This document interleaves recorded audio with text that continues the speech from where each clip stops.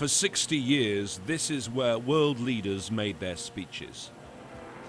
The words of figures like Kennedy, Khrushchev, Castro, Reagan, Arafat, Gaddafi and Mandela were all heard in this room. Now it's closed for renovation.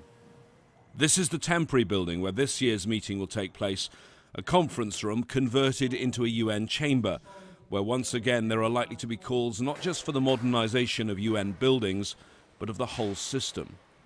When the United Nations was first set up in the immediate aftermath of World War II, the main decisive power was given to the UN Security Council. It has 15 members, but only 5 of them are permanent. Only 5 have the veto. Those 5 are the countries that were on the winning side when the war ended. The world should be dynamic.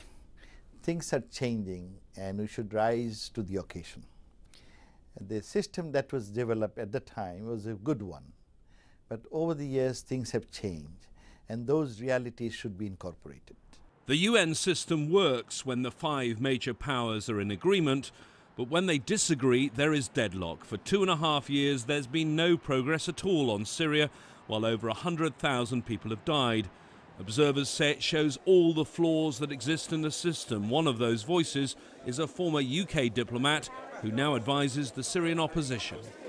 One of the very odd things that I experienced when I was on the council was that the one group of people you could guarantee would not be consulted on what was being discussed in the Security Council were the people most affected.